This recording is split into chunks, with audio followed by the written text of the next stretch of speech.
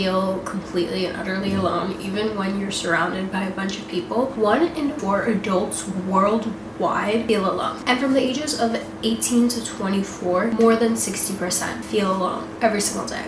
And let's be honest, the people who are saying that they don't feel lonely don't mean that they don't feel lonely ever. They mean that they do feel lonely, just in different ways than the people that strongly feel lonely. Hi, I'm Michelle, and if you're new, welcome. If you're not new, welcome back. It is insane how many people feel alone every day, and I feel like we don't talk about it enough or offer up solutions for it. I mean, I feel like we are talking about it more than we have in the past 10 years.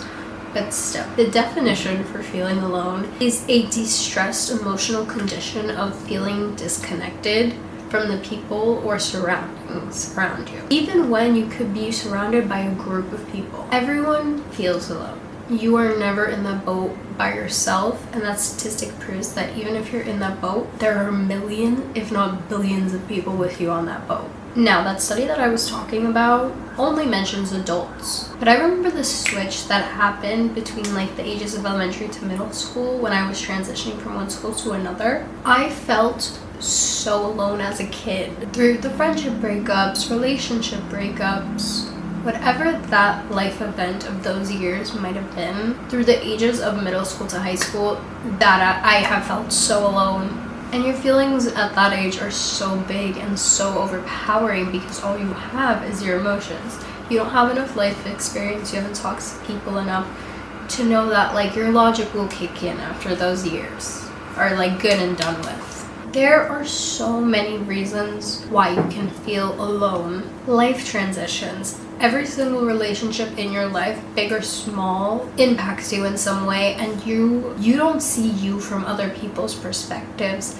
Every single person will say something different about you, whether it be a close friend, whether it be a mutual friend, a distanter friend, an acquaintance, a family member, or people who were just your school friends, you were just passing thought through. You will never see yourself from a whole 360 perspective. You were the hero in some stories and the villain in others, and that's completely okay because that's for everyone. And relationships in your life don't always last forever. You guys can grow apart.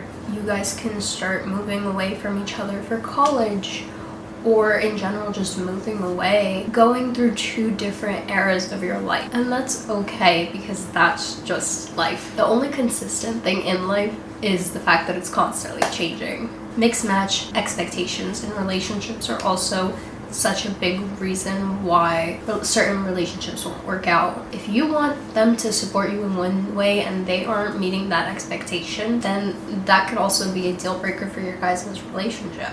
Having different perspectives on certain situations can throw a whole dynamic off. The list goes on and on of why you could just grow apart from people or just not have certain people in your life forever. You guys could also have unresolved conflict that you guys have just been putting off to the side or bubbling up inside and not addressing it. And that could lead up to built up resentment towards a person. That could create problems in your relationship that you guys cannot fix. Maybe you expected your friend to be there in a certain way and they weren't, and that was just a tense situation. So what can we do to feel less lonely in a world that is ever changing and so chaotic as ours? Acknowledge the loneliness. Okay, it's okay to say that you're lonely, and it is a valid feeling, and understanding that will make you less lonely a little bit. It will get it off your chest a bit. Start doing things by yourself. Build a relationship with yourself where you are comfortable enough to be by yourself when you have to, or when you want to. Go on solo dates, trusting exercises with yourself, growing accustomed to yourself. Being alone doesn't mean you're lonely when you like your own company. Go on a hot girl walk. Go to a cafe and work. It does not need to be some big grand thing that needs to cost you so much money. Just go out of the house and go do something. Go to the park and read. If you aren't afraid of bugs. I am, which is why I would never be doing that. But if you are okay with bugs, go do it. You can go on a solo date at any volume. When you are alone and you are okay with being alone, it is the best feeling in the world. You could do whatever you want, and you could hear your own thoughts without all of the clutter of everyday noise. You can discover your own passions and thoughts without external validation or influence. What else can you do? You could join a club. Oh my god, there are so many clubs, and I feel like with technology and everything, there's such a bigger community for everything. A sewing club, a baking club, a yoga club, a workout club, which is basically the same thing as yoga. I could put that together, but it's okay. You get the point. You can find a club. Moving your body is also a really big way of getting you out of a funk, because you are releasing endorphins, which is like serotonin, dopamine, that will boost your mood. Releasing endorphins is a natural painkiller and boost of energy. They also can help you release any tension that you have emotionally or mentally or physically to clear your head a little bit. Personally, if I have the money, the willpower, and the time to do it, I do join a workout class because it is so much fun. And also, specifically me, I usually do a Pilates class. It is mostly girls. And when I'm looking around to see which structure or position my body needs to be, I'm looking around and I'm like, nobody knows what they're doing, because everybody's looking at everybody else, trying to figure out how we're supposed to stand. And it just makes me feel a lot less alone knowing that I'm not the only one struggling in it.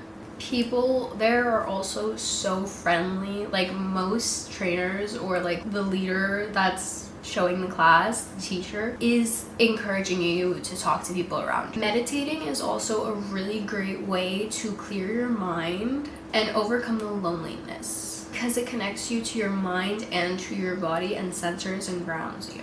Do some volunteer work. Go out and volunteer somewhere. Make a change that is bigger than yourself, to remember that you are bigger than just you. And honestly, you never know who you're gonna meet. You never know whose life you're gonna change by giving them a smile that they've been waiting to see all day. Also, just think about how fulfilled you will be after doing it. If your feelings of loneliness are more dire, you need to reach out for help. And I mean that in a caring way. The first step is always going to be the hardest step. It is a step that you have to take if you are not feeling good. Living in the world that we do now, I feel like we do talk about mental health more and how important and vital it is to our well-being. And there's a lot of platforms on the internet that will help you, like BetterHelp. I feel like that's the best one that I've seen, like, people recommend. That, like, even people that aren't sponsored talk about BetterHelp or ZocDoc to find a doctor near you. And the thing with the therapist is you need to click with them as much as they need to click with you. And you need to have access to that tool to use it when the world is feeling very, very dark. You could do in-person schedules, you could do Zoom, you could do phone call, you could even text a therapist. Do you know how much sooner I would have been in therapy if I only had to text a therapist? I could do a whole separate video about therapy and how I think that everybody needs therapy at least once in their life, but that's a whole different thing. Connect with your friends, your family, people who genuinely care about you and want what's best for you. A trusted adult, let them know how you are feeling, because I promise you they care about you enough to want you to get better. And telling them will release so much stress that has been sitting on your shoulders. I promise you, as somebody has been going to therapy for an avid 7 to 8 years, it truly does help to be able to talk to somebody without a filter and ask for help. You are not a person that is a burden to people who love you.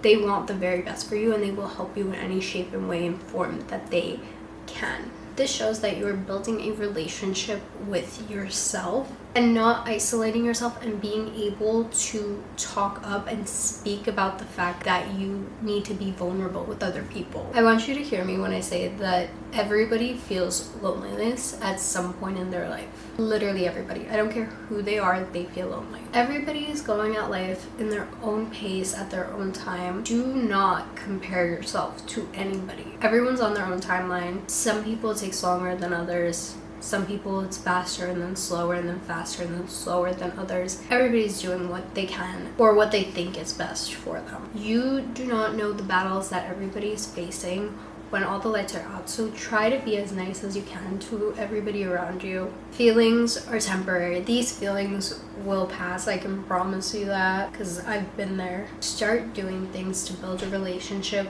with yourself, because that is the most important relationship that you could possibly work on. You come into this world alone and you leave it by yourself, so you have to grow accustomed to yourself. I'm gonna say it again, but feeling lonely does not mean that you are alone when you like your own company. When you're alone, it is the best thing, because you could literally do whatever you want without everybody else around you. Being alone is a superpower, okay? It is a luxury for me, okay? I don't get to do it a lot, but when I do, I love it. It's a chance to fall in love with the most important person in your life, which is you. Your relationship with yourself sets a tone for every other relationship in your life. So let me know in the comments below what you're gonna do this week to get to know yourself. I literally love you guys so much, and I'll see you guys in the next one.